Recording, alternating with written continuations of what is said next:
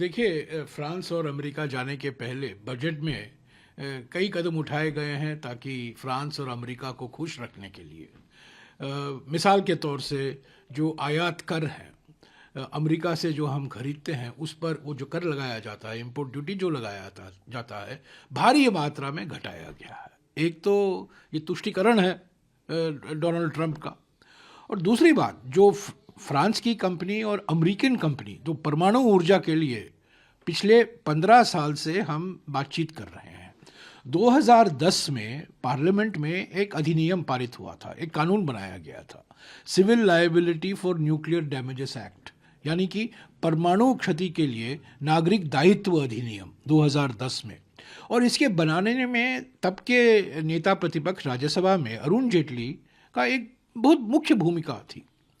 उन्हीं के साथ बात करके सभी दल मिलकर इन्होंने ये मसौदा तैयार किया, विधेयक पेश किया गया और कानून बनाया गया। अभी वित्त मंत्री घोषणा करती है अपने बजट स्पीच में कि ये अधिनियम में हम संशोधन लाएंगे, ये 1 तारीख को। घोषणा क्यों होती है? क्योंकि प्रधानमंत्री फ्रांस जा रहे हैं, प्रधानमंत्री अमेरिका जा रहे हैं, और फ्रांस की कंपनियां और अमेरिकन कंपनियां हमारी सरकार पर पिछले 15 साल से दबाव डाल रहे हैं कि इस अधिनियम में आप संशोधन कीजिए। देखिए इसका असर क्या है। परमाणु क्षति के लिए ये जो नागरिक दायित्व है, सिविल लायबिलिटी जो है, किस पर पड़ेगा? ये अमेरिकन कंपनी कहते हैं और फ्रांस की कंपनी कहते हैं हम पर पड़ना नहीं चाहिए। अजीब बात है। आप प्लांट लगा रहे हैं और दायित्व हमारा बनेगा, दायित्व आपका नहीं बनेगा। अगर कुछ मान लीजिएगा दुर्भाग्य से कुछ दुर्घटना हुई, मिसाल के तौर से जो भोपाल में हुआ था 1984 में, तो दायित्व किसका होता है?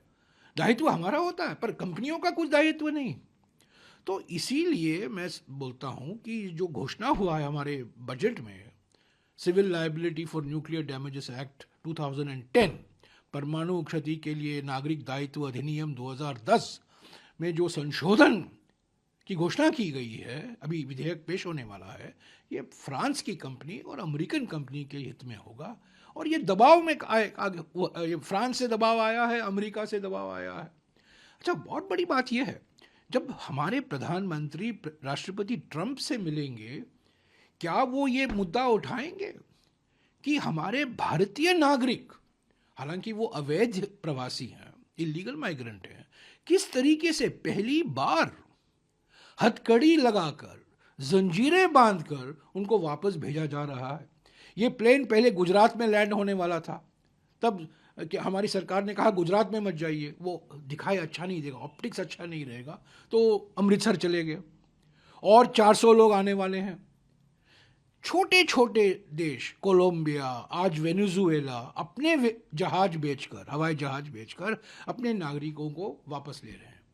यहाँ भारतीय नागरिक हथकड़ी में, जंजीरों में, मिलिट्री एयरक्राफ्ट में भेजे जाते हैं। क्या हमारे प्रधानमंत्री, जो अपने आप को ट्रंप के खास दोस्त मानते हैं, क्या साहस दिखाएंगे? ट्रंप को बोलेंगे?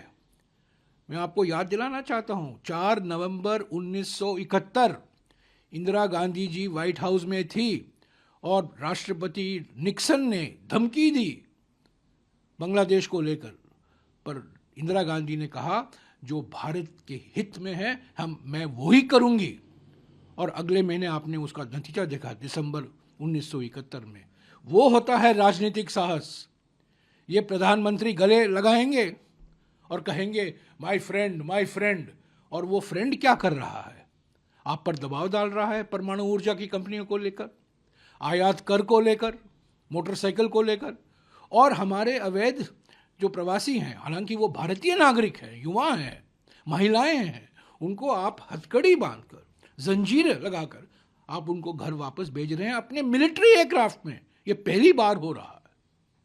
तो सर आप लोग क्या इस मुद्दे को पहले भी संसद में उठाया, विपक्ष नहीं, क्या एकजुट होकर इसको उठाया? क्योंकि विपक्ष की एकजुटता नहीं दिखाई देती है, इस मामले पे दिखाई देगी क्या? और क्योंकि नहीं, हम सभी पार्टियों ने उठाया है, सभी पार्टियों ने सवाल उठाया। जब विदेश मंत्री ने अपना एक बयान दिया, वो बयान नहीं था, वो विदेश मंत्री ऐसे बोल रहे थे कि वो अमेरिकी सरकार के कोई नुमाइंदे हैं। भारत सरकार के विदेश मंत्री होने के नाते उन्होंने ये बयान नहीं दिया। यह अस्वीकार्य, हम इसको स्वीकारते नहीं हैं, कभी नहीं हम स्वीकार करते। हम चाहते हैं कि हमारे संबंध अच्छे हों अमेरिका से और बड़े अलग अलग क्षेत्रों में, पर जिस तरीके से 100 से भी ज़्यादा और भी आने वाले हैं, अमेरिका में 7 लाख अवैध प्रवासी हैं भारतीय नागरिक, क्या उनको सब वापस भेजा जाएगा अमेरिकन मिलिट्री एयरक्राफ्ट पर और हथकड़ी लगाकर, जंजीरें बांधकर? ये बिल्कुल हम इसका बर्दाश्त नहीं कर सकते। हमारे लिए हम इसको स्वीकार नहीं कर सकते। और प्रधानमंत्री गले लगाएंगे, कहेंगे मेरे my friend Donald Trump, my friend Donald Trump, और ट्रंप कुछ भी करे, हम पर दबाव लगाए। और जो अधिनियम पारित हुआ था, और पारित होने का एक महत्वपूर्ण कारण अरुण जेटली साहब थे, उनका योगदान बहुत बड़ा था, महत्वपूर्ण था, और उसी अधिनियम को आप संशोधन कर रहे हैं ताकि दायित्व अमेरिकन कंपनी का नहीं होगा, फ्रेंच की कंपनी का नहीं होगा, हमारा ही दायित्व होगा। ये हमें मंजूर नहीं है। सर, एक और आपने मणिपुर को लेकर भी जो है ट्वीट किया है, क्या कुछ कहना चाहते हैं आप मणिपुर को लेकर? किसको? मणिपुर को लेकर आपने ट्वीट? नहीं, मणिपुर को लेकर मैंने ये कहा है कि संविधान के आधार पर जो 2 सत्र होते हैं, 6 महीने से भी ज़्यादा गैप नहीं होना चाहिए। 6 महीने के अंदर 2 सत्र होने की ज़रूरत है। आज वो 6 महीना ख़त्म हो गया है। कल घोषणा हो गई है, राज्यपाल ने घोषणा कर दी है कि ये सत्र होने वाला नहीं है। ये संविधान के खिलाफ है। देखिए, क्रोनोलॉजी समझिए ना, मैंने आपको पहले भी सुनाया है क्रोनोलॉजी। संडे शाम को, सोमवार सुबह विधानसभा में हमारा अविश्वास प्रस्ताव आना था।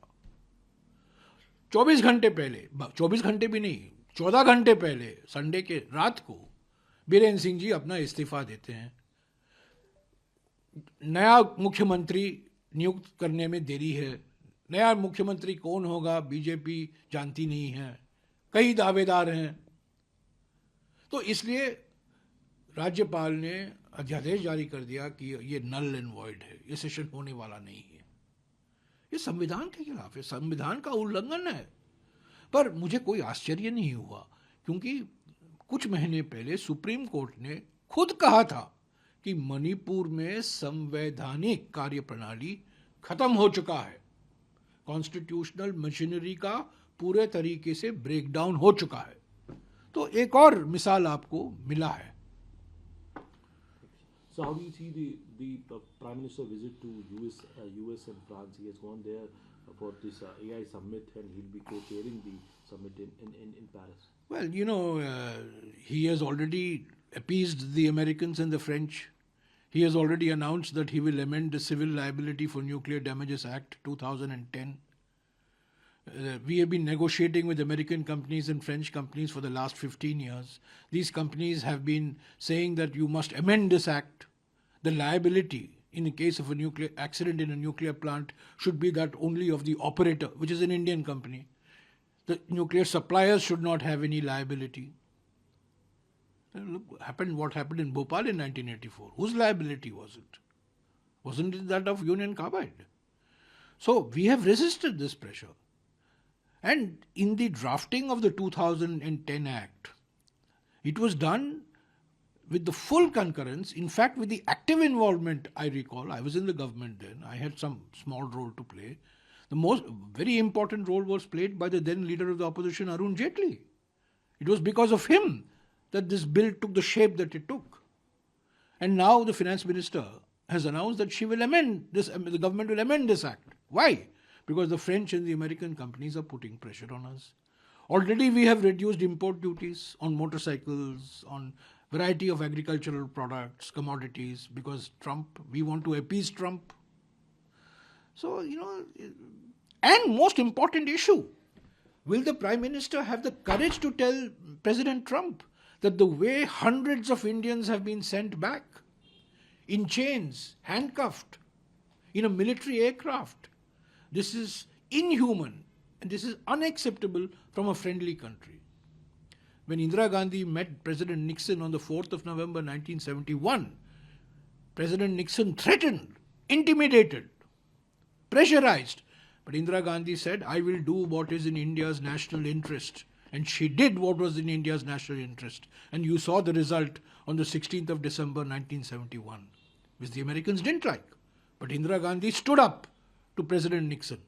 Will Mr. Narendra Modi stand up to his friend instead of hugging him? Will he stand up to his friend, Mr. Donald Trump, and tell him the way Mr. Trump is treating these Indian migrants? Maybe they are illegal migrants, but they are Indian citizens. And small countries, less powerful countries, Colombia, Venezuela, are sending their own aircraft to bring their citizens back.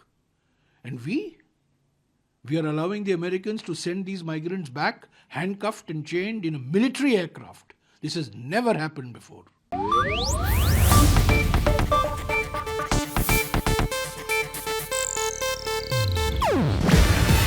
ಇದು Asianet news network ಪ್ರಸ್ತುತಿ. ನೀವು ನೋಡ್ತಿದ್ದೀರಾ Asianet ಸುವರ್ಣ news.